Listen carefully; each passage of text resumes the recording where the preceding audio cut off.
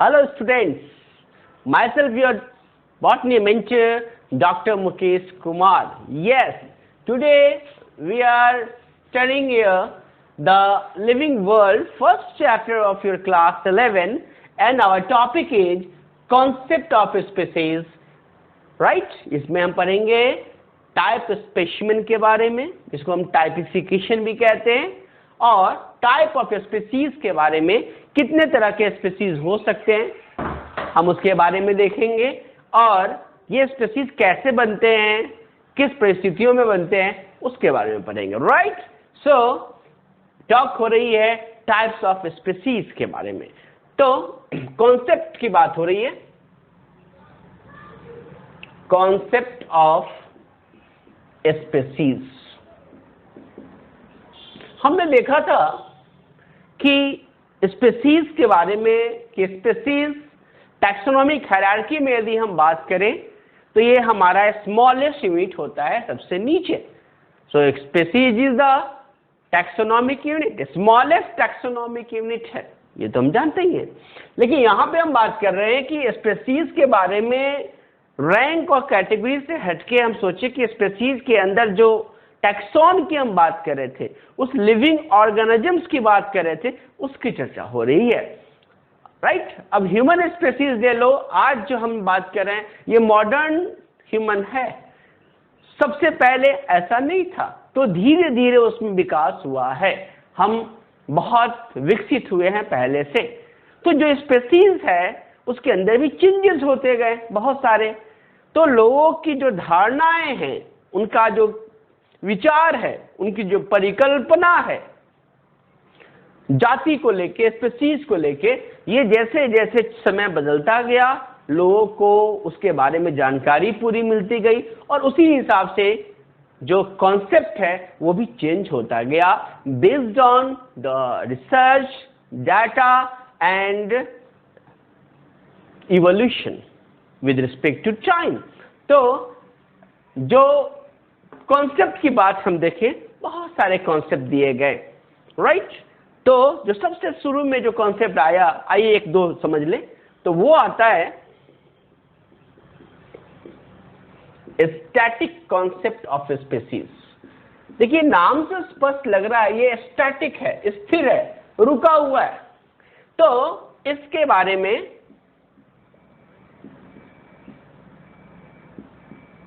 इसको प्रपोज करा बताया लीनियस ने कार्लस लीनियस पता है आपको फादर ऑफ टैक्सोनॉमी जिसको बोलते हैं और इनका ये मानना था कि ये स्पीसीज जो होगी वो स्टैटिक है उसमें कोई चेंज नहीं आया उनका मानना था पहले भी मानव जाति बोलते हैं आज ही मानव जाति बोलते हैं क्या अंतर आ गया तो उनके हिसाब से उनका ये कहना था कि कोई भी जो स्पीसीज है जाति होती है वो नॉट म्यूटेबल उसके अंदर कोई म्यूटेशन नहीं होता म्यूटेशन का मतलब जो लगातार अचानक कोई परिवर्तन हो जाए वो नहीं होता उनका कहना था स्पीसीज जो होते हैं वो नॉट चेंजेबल उनके अंदर कोई परिवर्तन नहीं होती और इन दोनों का एक ही मतलब है कि स्पीसीज जो है वो स्टैटिक है स्थिर है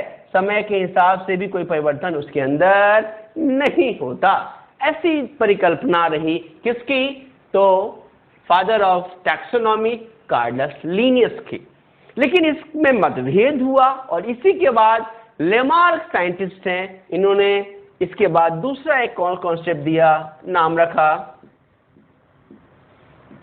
डायनेमिक कॉन्सेप्ट नाम से लग रहा होगा ये विपरीत बातें कही जा रही है एक तरफ उन्होंने कहा था स्टैटिक है स्थिर है इन्होंने कहा स्थिर नहीं डायनामिक है चेंजिंग है म्यूटेशन होगा बहुत परिवर्तन की बातें होंगी मतलब इन्होंने कहा कि भाई प्रपोज कराया प्रपोज्ड बाय लेमार्क और क्या इनकी परिकल्पना रही क्या कॉन्सेप्ट दिया स्पीसीज के रिस्पेक्ट में स्पीसीज जो हैं वो म्यूटेबल हैं परिवर्तन होगा इसमें म्यूटेशन होगी और जब म्यूटेशन होगी तो ये स्पीसीज चेंजेबल है, परिवर्तनशील है, परिवर्तन होंगे, और जब परिवर्तन होगी तो काहे का स्टैटिक, ये तो गतिशील है, परिवर्तनशील है, मतलब ये स्टैटिक नहीं डायनामिक है। अब आप देख रहे हो थोड़ी देर में लोगों की कॉन्सेप्ट बदल गई, जहां स्टैटिक था वो डायनामिक हो गया। इसी तरीके से और बहुत सारे कॉन्सेप्ट आते गए, मॉर्फोलॉजिकल कॉन्सेप्ट दिया गया जो मॉर्फोलॉजी के बेस पे था, जेनेटिक कॉन्सेप्ट दिया गया लॉस्टी का, वो जीन के बेसिस पे था। इस तरह से धीरे धीरे बदलते आए, और आज के डेट में जिस कॉन्सेप्ट को हम फॉलो करते हैं या जिसे हम मानते हैं उसको बोलते हैं बायोलॉजिकल कॉन्सेप्ट ऑफ स्पीसीज। आइए अब हम उसकी चर्चा करें जो हमारे सिलेबस में भी है, बायोलॉजिकल कॉन्सेप्ट ऑफ स्पीसीज। आपने देखा होगा एनसीईआरटी का जो फर्स्ट चैप्टर है लिविंग वर्ल्ड, उसी में पहले एक साइंटिस्ट की विस्तृत जानकारी दी गई है, डायग्राम भी है, उनका फोटो भी है। यस, उनका नाम है अर्नेस्ट मेयर का। उन्होंने ही दिया था बायोलॉजिकल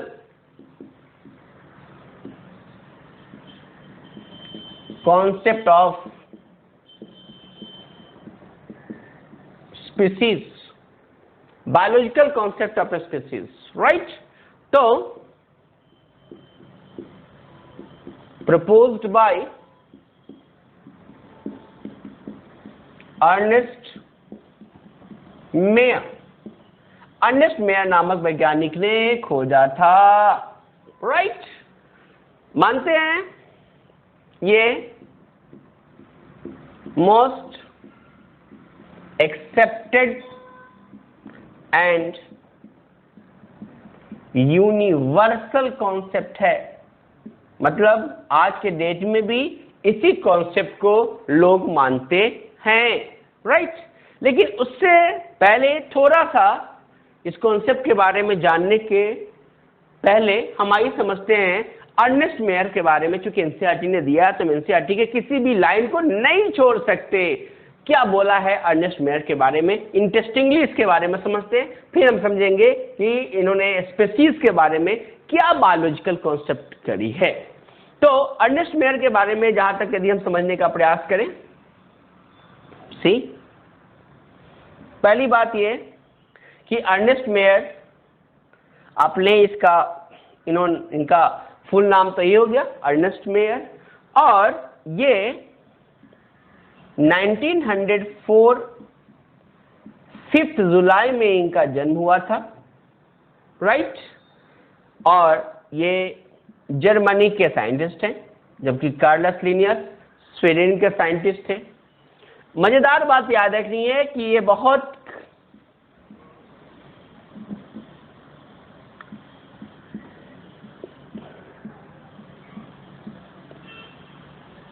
फेमस साइंटिस्ट रहे, बॉटनी से लेकर जूलॉजी तक, मतलब बायोलॉजी के लिए, और इनकी आयु 100 वर्ष की थी। याद रखना है, बड़ा आसान है याद करना, 100 ईयर्स आपको बहुत इजी है याद करना।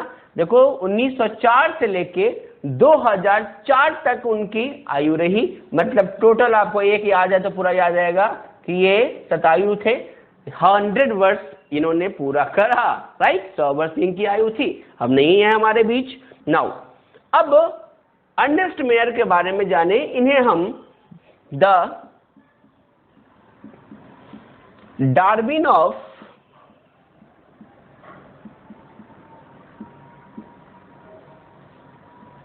ट्वेंटिएथ सेंचुरी भी बोलते हैं। 20वीं सदी के ये डार्विन कहे जाते हैं। Important point. दूसरा यदि हम देखें तो इन्हें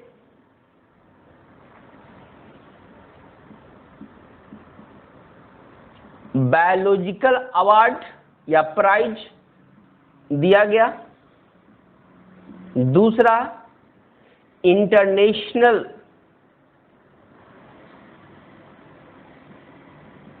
प्राइज ऑफ बायोलॉजी, ये भी इन्होंने पाया। उसके अलावा क्रेफोर्ड अवार्ड से इनको नवाजा गया। तो इस तरीके से आप देखो 3 अवार्ड ये इनको दिए गए इनके कंट्रीब्यूशन के लिए साइंस में। और यही नहीं, जैसा कि कहा ना, इनको डार्विन ऑफ 20th सेंचुरी, 20वीं सदी के डार्विन कहे जाते हैं ये। और ये सारे 3 प्राइज हैं। तो याद रखना, ये जो मैंने बताया डार्विन ऑफ 20th सेंचुरी, ऐसे ही याद रहेगा। फिर भी मैं बच्चों को याद रखना करने के लिए बोलता हूं, याद रखना है क्या कि यहाँ पे बाइक याद रखना है आपने, BIC याद रहेगा, बाइक। और दिल्ली में खूब चलती है DTC की बस, नाम सुना होगा आपने, दिल्ली का DTC। तो DTC का मतलब डार्विन ऑफ 20th सेंचुरी। तो याद रखना है कि भाई अर्नेस्ट मेयर को DTC भी कहा जाता है, और इनको क्या मिला, बाइक मिला। तो DTC दिल्ली वाली बस भी इनको अब नवाजा गया, ऐसे भी आप याद कर सकते हो, और बाइक भी दिया गया, ये भी समझ में आ गया। इससे भी और इंटरेस्टिंग एक बात है जो इन्हें बोला गया, जब प्रोफेसर से रिटायर होते हैं तो एमरेटस प्रोफेसर बनते हैं। तो इनको एक और नाम से जाना जाता है, जो क्वेश्चन आते हैं उसको बोलते हैं अलेक्जेंडर अगेसिस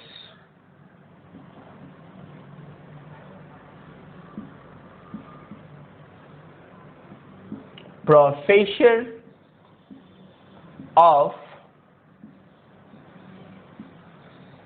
जूलॉजी एमेरिटस।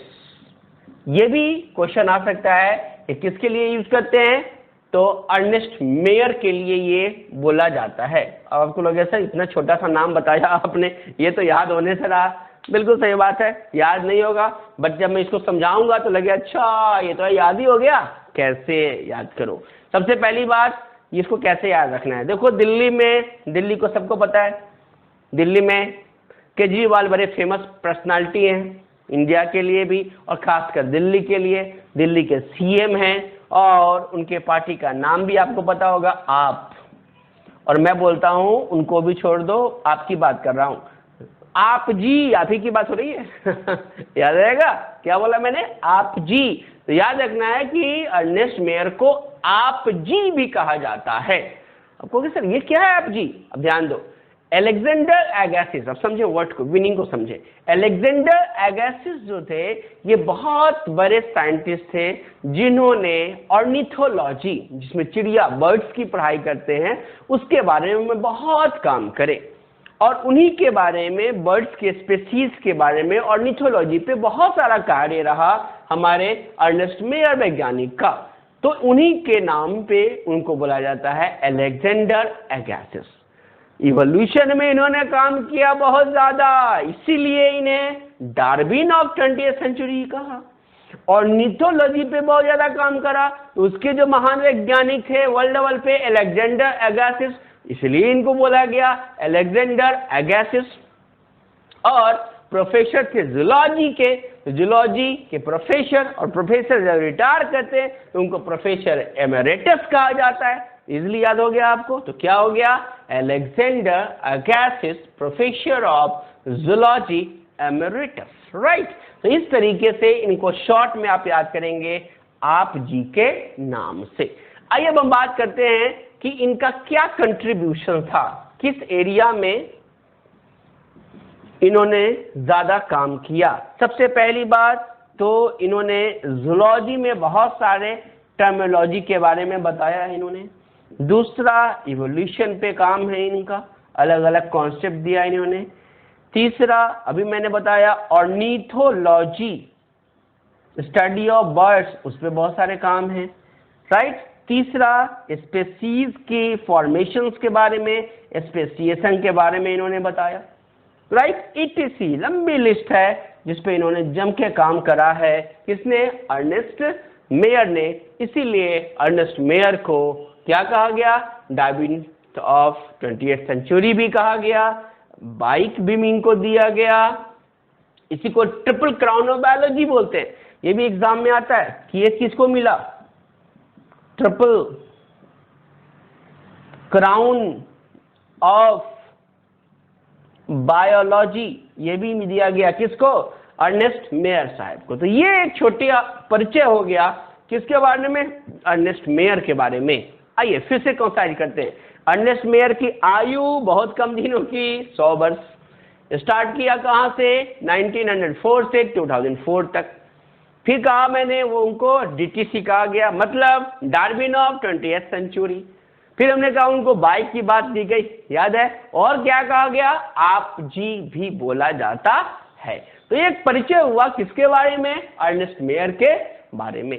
आइए अब हम जाने जो इन्होंने दिया biological concept of species, species के बारे में उनकी जो जैविक परिकल्पना रही, क्या रही, उसको समझते हैं। सो विल टॉक अबाउट कि स्पीसीज के बारे में उनकी क्या धारणा थी, जो आज भी लोग यूनिवर्सली फॉलो करते हैं और ऐसा मानते हैं कि इनका सही है। राइट? आइए, so will talk about concept, क्या दिया गया बायोलॉजिकल कॉन्सेप्ट के बारे में। तो कॉन्सेप्ट की बात करते हैं। क्या कहा इन्होंने स्पीसीज के बारे में? इनका मानना था फर्स्ट कि स्पीसीज क्या है। बोला इन्होंने कि स्पीसीज क्या होगा? ये ग्रुप ऑफ इंडिविजुअल्स है जो क्या शो करेगा? इंटरब्रीडिंग। तो इनका कहना था ऑर्गेनिजम्स होंगे शोइंग interbreeding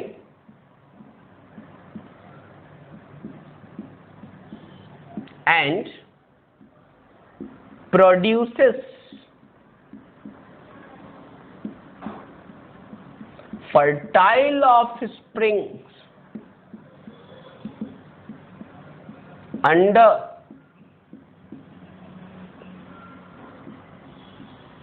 natural condition। तो ये फर्स्ट इनकी सबसे इंपॉर्टेंट कॉन्सेप्ट रही। दूसरा इन्होंने कहा इसका मतलब इस स्पीसीज का क्या होगा? कॉमन जीन पूल होगा, इसकी जीन पूल कॉमन होगी। तीसरा उन्होंने कहा कि यदि ये स्पीसीज इंटरब्रीडिंग करता है और यदि उसने फर्टाइल ऑफस्प्रिंग प्रोड्यूस नहीं किया, फिर समझे सेक्सुअल रिप्रोडक्शन हो रही है, इंटरब्रीडिंग सेक्सुअल रिप्रोडक्शन, और उसमें जो ऑफस्प्रिंग बन रहे हैं वो फर्टाइल ना होके स्टेराइल हो जाए, तो कहा उसे भी हम बायोलॉजिकल स्पीसीज नहीं मानेंगे, बल्कि रिप्रोडक्शन के बेसिस पे ऐसे स्पीसीज को अलग कर दिया जाएगा, आइसोलेट कर दिया जाएगा, ऐसी बातें कही। क्या कहा कि if organisms produce sterile offspring, यदि उसने स्टेराइल ऑफस्प्रिंग को उत्पन्न करा है, देन दे आर आइसोलेटेड, उन्हें अलग कर दिया जाएगा रिप्रोडक्टिवली, रिप्रोडक्शन के आधार पे। राइट? तो ये तीन बातें बहुत ही इंपॉर्टेंट बातें बोली गई अर्नेस्ट मेयर के द्वारा। पहली बातें फिर से मैं बताऊं कि कहा कि स्पीसीज वही होगा ऑर्गेनिज्म जो, तो यदि इन पहला टर्म इंटरब्रीडिंग हो गया, दूसरा कि यदि वो इंटरब्रीड करेगा तो बच्चे जो आएंगे वो कैसे होंगे? फर्टाइल होने चाहिए, स्टेराइल नहीं होने चाहिए, और ये जो इनका इंटरब्रीडिंग होगा वो इंटरब्रीडिंग का जो कंडीशन होगा वो कैसा होना चाहिए? अपनी मर्जी से, नेचुरल कंडीशन में ब्रीडिंग होनी चाहिए, कैप्टिव कंडीशन से नहीं। अब देखो समझो, नेचुरल कंडीशन और कैप्टिव कंडीशन। अब आपने एक लड़की को पसंद किया, आप उससे शादी करना चाहते हो, चाहे वो किसी भी कास्ट की है, ये क्या हो गया? Natural condition. आपको वो पसंद आ गई, उसको आप पसंद आ गए। लेकिन यदि पापा ने सोच रखा है आपके लिए खास तरह का जानवर पसंद करके रखा है जो आपको पसंद नहीं है, चाहे लड़का या लड़की, तो वो कंडीशन कैप्टिव है, पापा के कहने पे आप शादी कर रहे हो, दिस इज कॉल्ड कैप्टिव, जिसको आप अरेंज मैरिज कहते हो। और नेचुरल कंडीशन यहाँ पर सिर्फ क्या है, जो उसकी मर्जी है, अपनी मर्जी से वो पसंद कर रहा है और सेक्सुअल रिप्रोडक्शन हो रही है, बच्चे पैदा हो रहे हैं नेचुरल कंडीशन में, तो ये हो गया नेचुरल कंडीशन। और जब इस तरह की सारी बातें नॉर्मल होगी तो बट नेचुरल है उसके जो जीन पूल होंगे, जो कैरी ऑन होता है फ्रॉम जनरेशन टू जनरेशन, वो कैसा होगा, मैक्सिमम सेम होगा, इसीलिए कहा वो कैसा होगा, वो कॉमन होगा। और यदि ऐसा नहीं हुआ कि आपने फर्टाइल ऑफस्प्रिंग प्रोड्यूस किए, मतलब यदि स्टेराइल ऑफस्प्रिंग आता है किसी भी कारण से, तो कहा वैसी स्थिति में आपको बख्शा नहीं जाएगा। मतलब आपने जन्म लिए हैं तो आपको बच्चा प्रोड्यूस करना पड़ेगा, नहीं तो आपकी जाति खत्म, आपका अस्तित्व खत्म। इसीलिए कहा कि यदि उन्होंने स्टेराइल ऑफस्प्रिंग प्रोड्यूस किया है तो उसे आइसोलेट कर दिया जाएगा, किसके बेसिस पे, रिप्रोडक्शन के बेसिस पे। तो ये ऐसे डाटा और ये इंपॉर्टेंट पॉइंट्स बताए गए किसके अंतर्गत, बायोलॉजिकल कॉन्सेप्ट। बिल्कुल याद हो गया, पहला इंटरब्रीडिंग, दूसरा फर्टाइल ऑफस्प्रिंग, तीसरा नेचुरल कंडीशन में होना चाहिए, फिर कॉमन जीन पूल होंगे, और ऑर्गेनिज्म स्टेराइल यदि प्रोड्यूस करता है तो उसे क्या करना होगा, उसे आइसोलेट करना होगा, सेपरेट करना होगा from that group. Is it clear? तो ही ऐसे स्पीसीज को हम क्या बोलेंगे, ऐसे स्पीसीज को हम बायोलॉजिकल स्पीसीज कहेंगे। तो ऐसे स्पीसीज के लिए टर्मिनोलॉजी आई क्या, बायोलॉजिकल स्पीसीज, जिसके बारे में अर्नेस्ट मेयर ने बायोलॉजिकल कॉन्सेप्ट ऑफ स्पीसीज के बारे में कहा। बिल्कुल समझ में बात आ गई फ्रेंड्स? ओके डॉक्टर, समझ में आ रहे ना? अब आइए, अब देखो भाई, वर्ल्ड है, विद्वानों की कमी नहीं है, राइट। जब इन्होंने ये बातें कही बहुत लोगों को समझ में आया, बिल्कुल सही बोल रहे हैं, बट कुछ ऐसे भी साइंटिस्ट थे जो बैठे थे इंतजार में कुछ बोले तो मैं भी बताऊं, विद्वता खोलूं। और biology the science of exception, जीव विज्ञान अपवादों का विज्ञान माना जाता, हर नियम के पीछे 4 एक्सेप्शन मिल जाते हैं, तो मैं एक्सेप्शन दिखाऊं और उनको विरोध करूं, ऐसा भी हुआ। आइए समझते हैं ये जो कॉन्सेप्ट दिए गए बायोलॉजिकल कॉन्सेप्ट अर्नेस्ट मेयर के द्वारा, कौन कौन सी बातें उनके अगेंस्ट बोली गई। लेकिन सारे अगेंस्ट बातें जो बोली गई, अर्नेस्ट मेयर ने सबको बिल्कुल सही सही जवाब दिया। इसीलिए तो आज के डेट में भी हम अर्नेस्ट मेयर के बायोलॉजिकल कॉन्सेप्ट ऑफ स्पीसीज को यूनिवर्सल मानते हैं, राइट। तो आइए देखें क्या क्या लिमिटेशंस दिए गए, क्या क्या ड्रॉबैक्स दिए गए, और हर ड्रॉबैक्स को कैसे अर्नेस्ट मेयर ने बहुत ही साइंटिफिकली जवाब दिया। So we'll talk about exceptions या limitations बोलते हैं, और क्या क्या सजेशंस दिए गए अर्नेस्ट मेयर के बारे में। तो आपको 3 बातें याद रखनी है जो अभी मैंने बताया, 3 पॉइंट्स, उसी के आधार पे हम सबको डिफेंड करेंगे। तो अब बात कर रहा हूं मैं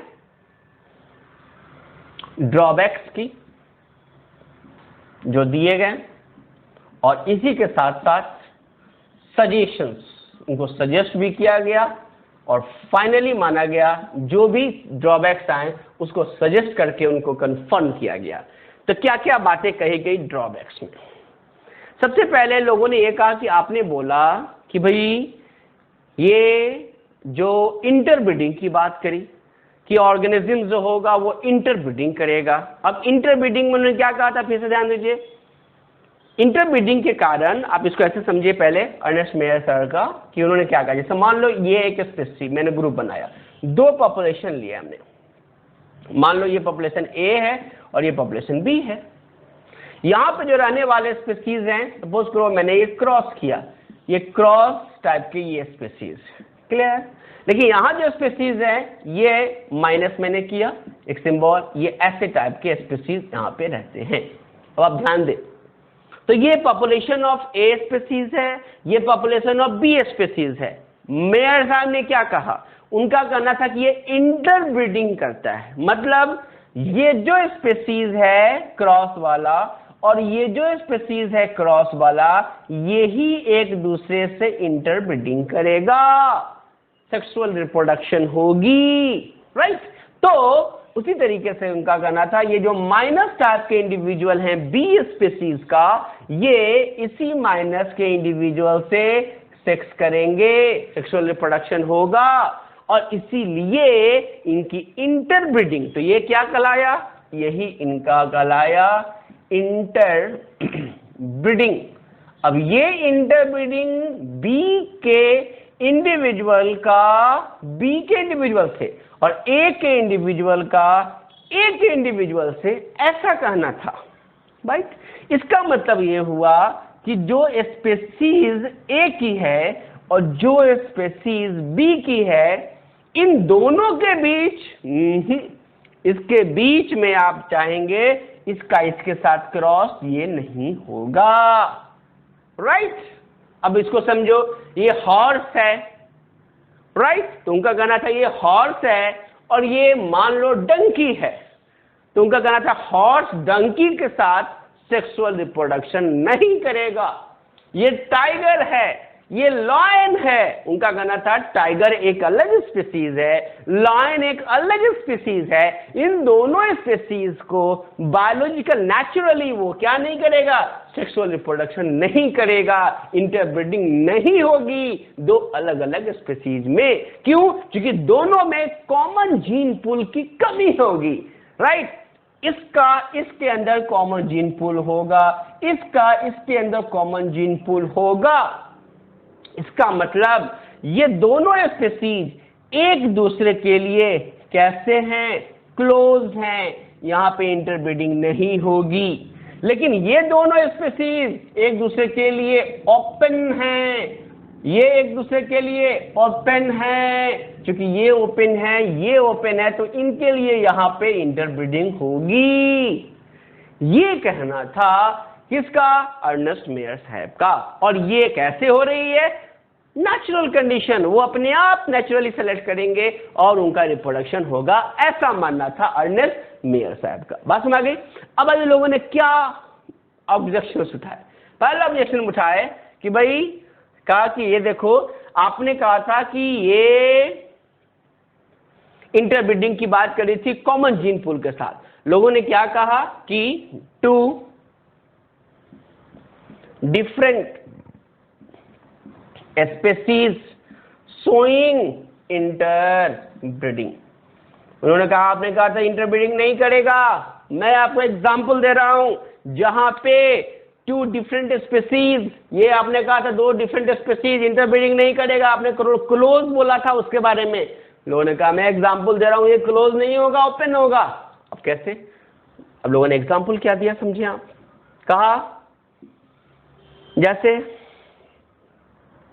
हॉर्स, यदि इधर मेल लेता हूं और इधर फीमेल लेते हैं और इससे जो बच्चे आएंगे ये ऑफस्प्रिंग हो गया, ठीक है।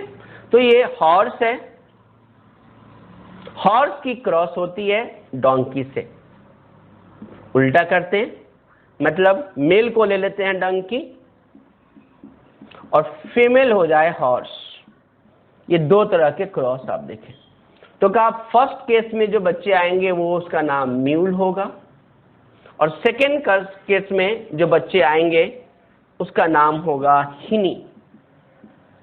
अब समझे, जो फर्स्ट केस था उसमें मिला क्या, म्यूल, और म्यूल में जो हमने बात करी मेल और फीमेल की, उसको समझे। म्यूल में क्या लिया, मेल किसको लिया हमने, डंकी को, और फीमेल किसको लिया, हॉर्स को। ऑफस्प्रिंग बना म्यूल।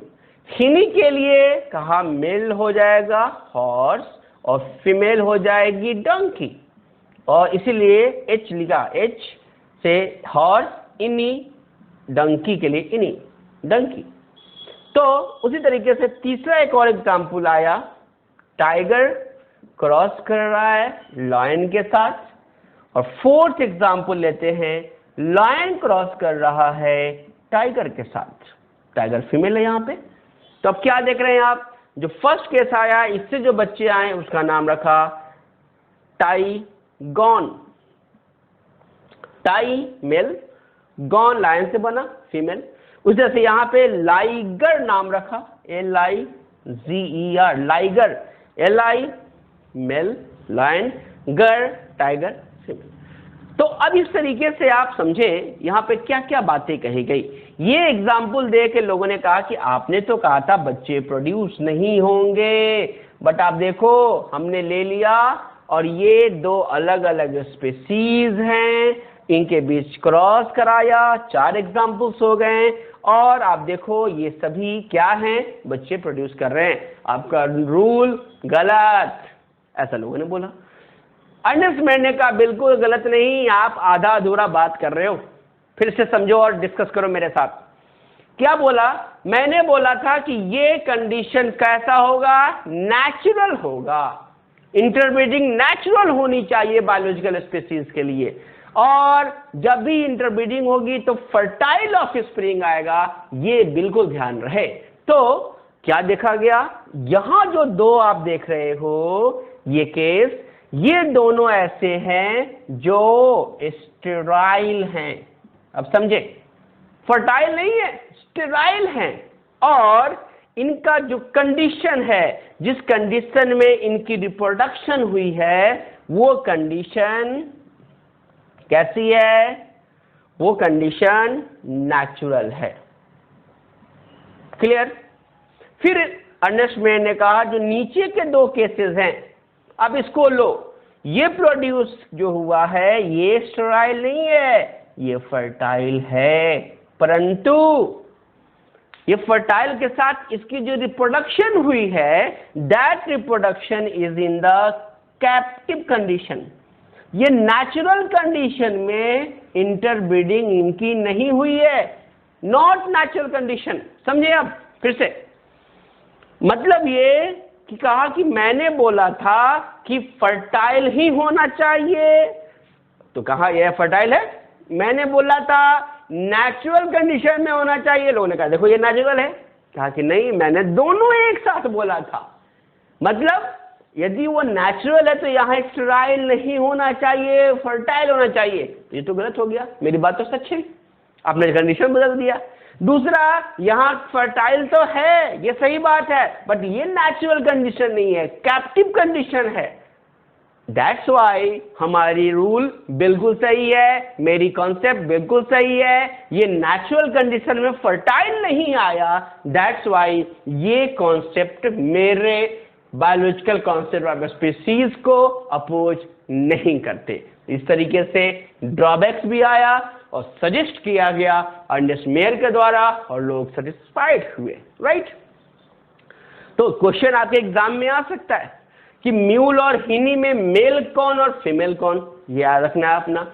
ये भी क्वेश्चन आ सकता है कि टाइगर में बताओ ये स्टेराइल है या फर्टाइल, और स्टेराइल है तो किस कंडीशन में, फर्टाइल है तो किस कंडीशन में। तो याद रखना है ये फर्टाइल है कैप्टिव कंडीशन में, और ये स्टेराइल है नेचुरल कंडीशन में। क्लियर? तो ये एक ड्रॉबैक्स आया और उन्होंने सजेस्ट करके भेज दिया। तो दूसरा ड्रॉबैक्स लोगों ने क्या दिया,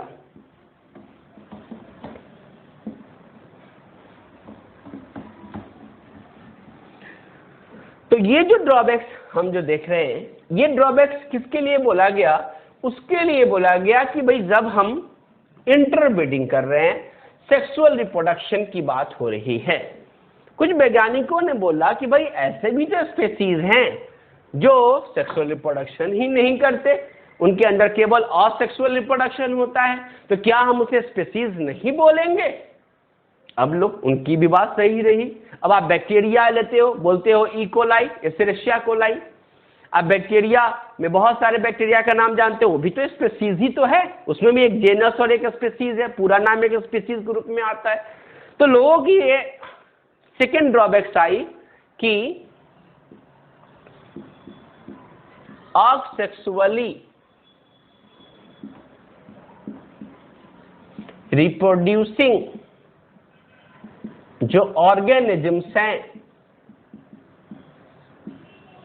राइट, असेक्सुअली रिप्रोड्यूसिंग ऑर्गेनिज्म, मतलब यहां पर क्या नहीं है, नो इंटर ब्रीडिंग, तो अर्नेस्ट मेयर साहब ने क्या कहा था, इंटरब्रीडिंग होना चाहिए। यहाँ तो इंटरब्रीडिंग होगा ही नहीं, सेक्सुअल रिप्रोडक्शन तो हो ही नहीं रही है।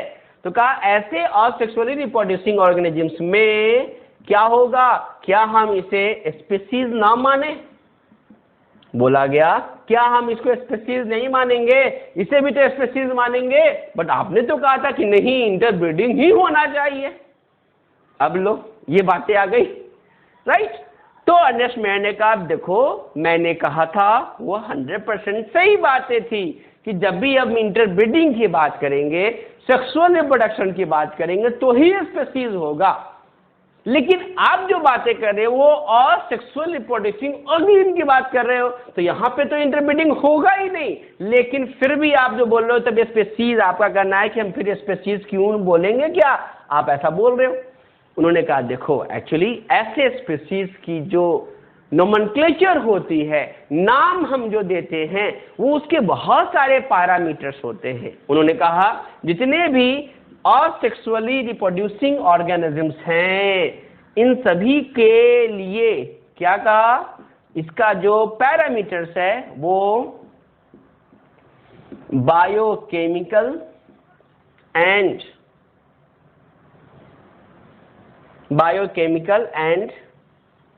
Physical factors, biochemical and physical factors हैं। इन चीजों के आधार पे भी इसका नाम दिया जाता है। हम सेक्सुअल रिप्रोडक्शन में जैसा हम नाम देते हैं वैसा नाम आप इसको नहीं दे सकते। मतलब जैसे अब मान लो आप बोलते हो कोई, आप बोलते हो इशेरिशिया कोलाई, ई कोलाई। अब आपको पता है ये जो ई कोलाई है ये एक बैक्टीरिया है, राइट। उसी तरीके से आप प्रोटिस्टा भी ले ले,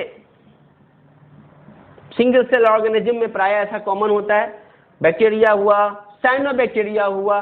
तो ये सारे ऐसे ऑर्गेनिजम्स हैं जिसके अंदर बड़ा कॉमन है क्या होना, असेक्सुअल रिप्रोडक्शन होना। और इन सभी चीजों को जो नाम देते हैं उसकी स्टेनिंग होती है। जैसे इस बैक्टीरिया को टेम्परेचर के बेसिस पे भी नाम दिया जाता है, इसके पीएच के बेसिस पे भी नाम देते हैं, है ना। इसके इट इज बहुत ऐसे फैक्टर्स हैं। स्टेनिंग, हम स्टेनिंग करेंगे, हम बोलेंगे gram negative bacteria, gram positive bacteria, बहुत ऐसे फैक्टर्स हैं। कौन, बायोकेमिकल एंड फिजिकल फैक्टर्स, उसके बेसिस पे हम इसको नाम देते हैं। तो ये नाम सेक्सुअल रिप्रोडक्शन से नहीं आया, इसीलिए मेयर ने ऐसे स्पीसीज के लिए जो इन सभी नामों से दिए जाएंगे कहा हम इसे स्पीसीज ना कह के उन्होंने एक नया टर्मिनोलॉजी इंट्रोड्यूस किया उसी समय, ताकि दुनिया इस चीज को यूज करे। नाम क्या रखा, नाम रखा पारा स्पीसीज, पैरास्पीसीज। मतलब सेक्सुअल रिप्रोडक्शन नहीं है, पारासेक्सुअलिटी हो सकती है, जेनेटिक रिकॉम्बिनेशन हो सकता है। इसलिए वर्ड इंट्रोड्यूस किया क्या, यस, पारास्पीसीज। बाद में कुछ और साइंटिस्ट ने इसका एक और नाम इंट्रोड्यूस किया, स्यूडोस्पीसीज। अब स्यूडोस्पीसीज जिनसे नाम के साइंटिस्ट ने इंट्रोड्यूस किया, और स्यूडो का मतलब ये रखा भाई सेक्सुअल रिप्रोडक्शन जब नहीं है तो काहे का स्पीसीज, सेक्सुअल रिप्रोडक्शन नहीं हुआ तो इंडिपेंडेंस हम बात ही नहीं कर सकते उसकी सोसाइटी के अंदर, राइट। तो उन्होंने कहा ये तो झूठा है, that's why pseudospecies. But Ernest Mayr ने यूज किया पैरास्पीसीज, पैरेलल स्पीसीज, जहां पे पैरासेक्सुअलिटी की बात होगी। तो इस तरीके से ड्रॉबैक्स भी आया, सजेशन भी दिया, लोग संतुष्ट होके गए, राइट। ठीक इसी तरीके से एक और बातें आती हैं एक्सेप्शंस में।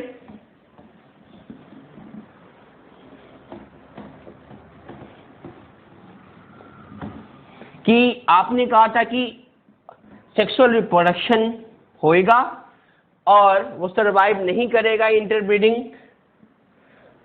तो लोगों ने थर्ड एक और एग्जांपल से लोगों ने एक्सेप्शंस दिए कि लैब कंडीशन में, एग्जांपल देखें, यदि हम लैब कंडीशन की बात करें, लेबोरेटरी में, राइट, तो लोगों ने कहा कि यहां भी क्या हो रहा है कि भाई 2 डिफरेंट स्पेसीज हैं और वो फर्टाइल ऑफ स्प्रिंग प्रोड्यूस कर रहे हैं। और आपने बोला था ना ये फर्टाइल ऑफ स्प्रिंग प्रोड्यूस नहीं करेगा, लोगों ने कहा लैब कंडीशन में करेगा।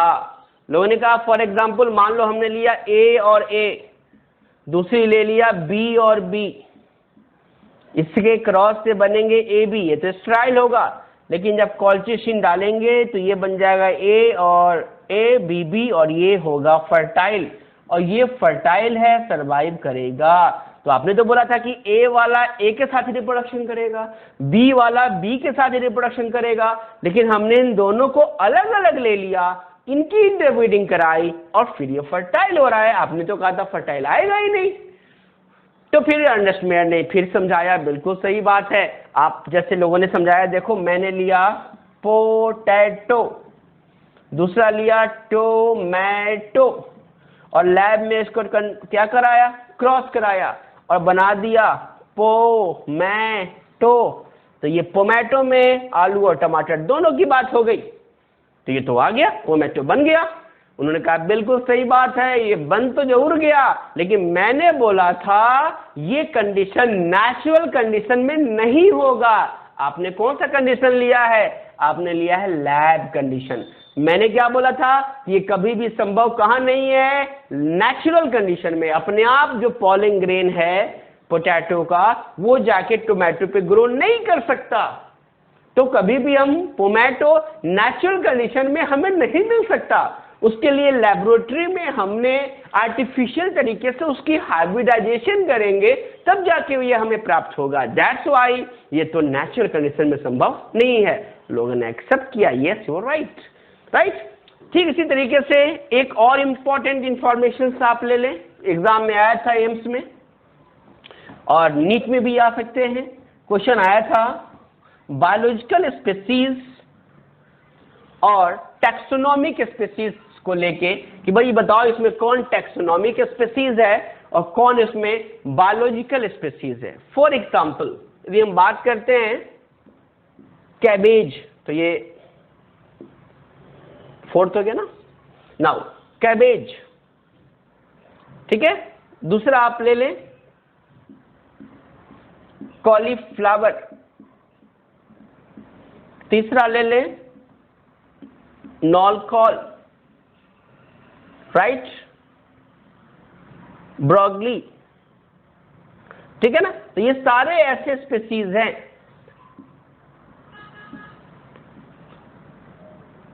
राइट ना, ये सारे ऐसे स्पीसीज हैं जो सभी एक ही फैमिली से जुड़े हैं, ब्रैसिकेसी। अब आप देखें ये सभी ब्रैसिकेसी फैमिली से जुड़े हुए सभी मेंबर हैं, सबका नाम भी ऐसा ही है ब्रैसिका, सबका जेनस सेम है Brassica, Brassica oleracea capitata, Brassica oleracea botrytis, इस तरह से सबका सेम है, जेनस भी सेम है, स्पीसीज भी सेम है, वैरायटी अलग अलग रखा। तो इन सभी को जो आप देखो एक ही फैमिली के अंतर्गत हैं, लेकिन मजे की बात क्या है कि ये तीनों के तीनों, पता है आपको, एक ही फैमिली में होने के बावजूद भी ये क्या नहीं कर सकते, कैन नॉट इंटरब्रीड, ये इंटरब्रीडिंग नहीं कर सकते। अब जब ये इंटरब्रीडिंग नहीं कर सकते तो हम क्या बोलेंगे, हम बोलेंगे not biological species, not biological species, ये बायोलॉजिकल स्पीसीज नहीं कहे जाएंगे। लेकिन चूंकि ये क्या है, एक ही सेम फैमिली से आ रहे हैं, टैक्सोनॉमिकली हम देखें तो ये तो हम मानेंगे एक ही है। तो क्या बोला कि यहां पे ये तीनों के तीनों यदि हम ले तो ये तीनों के तीनों क्या हैं, टैक्सोनॉमिक स्पीसीज हैं। तो ये तीनों के तीनों सेम टैक्सोनॉमिक स्पीसीज हो सकते हैं, लेकिन ये बायोलॉजिकली सेम स्पीसीज नहीं हो सकते। तो ये बायोलॉजिकली अलग अलग स्पीसीज काउंट होंगे। क्यों? चूंकि इनके बीच में इंटरब्रीडिंग नहीं हुई है, लेकिन ये टैक्सोनॉमिकली सेम स्पीसीज काउंट होंगे। So these are taxonomic species but not what? Biological species. Question आ सकता है, which one of the following is taxonomic species but not biological species? तो आपको ये सारे एग्जाम्पल को कोट करना पड़ेगा। Is it clear? तो हमने समझा बायोलॉजिकल स्पीसीज किसको बोलेंगे? बिल्कुल जो बायोलॉजिकल कॉन्सेप्ट ऑफ स्पीसीज को फॉलो करेगा। और टैक्सोनॉमिक स्पीसीज वही जो एक ही फैमिली के तो होंगे बट वो क्या नहीं कर सकते? इंटरब्रीडिंग नहीं कर सकते। That's why they are same taxonomic species having different biological species, right? तो इस तरीके से हमने पढ़ा बायोलॉजिकल कॉन्सेप्ट ऑफ स्पीसीज, जिसके बारे में अर्नेस्ट मेयर ने बताया, और जितने भी अपवाद आए सबका सही से एग्जाम्पल के साथ एक्सप्लेन किया। किसने? अर्नेस्ट मेयर ने। इसीलिए अर्नेस्ट मेयर का बायोलॉजिकल कॉन्सेप्ट ऑफ स्पीसीज अब तक का सबसे यूनिवर्सल कॉन्सेप्ट ऑफ स्पीसीज कहा जाता है। Is it clear friends? Okay, तो इसको आप देखोगे अपने एनसीईआरटी के फर्स्ट जो चैप्टर है उसके पहले ये दिया हुआ है, डायग्राम फोटो दी हुई है अर्नेस्ट मेयर सर की, उनके बारे में पूरी डिस्क्रिप्शन है, निचोड़ के निकालोगे यही बात आएगी जो मैंने आपको बताया था। और बायोलॉजिकल कॉन्सेप्ट के बारे में खूब क्वेश्चन आता है कि भाई यूनिवर्सल कॉन्सेप्ट कौन है, इसके बारे में कितनी बातें कही गई हैं, क्या क्या एक्सेप्शन हो सकता है, म्यूल के बारे में बताइए, कौन स्ट्राइल है, फर्टाइल है तो नेचुरल कंडीशन बताओ या कैप्टिव कंडीशन बताओ। ये सारी बातें आज जो हमने पढ़ी उससे क्वेश्चन आ सकता है। ओके फ्रेंड्स, तो नेक्स्ट क्लास में अब हम पढ़ेंगे क्या? टाइप्स ऑफ स्पीसीज और टाइपिफिकेशन। Okay, thank you.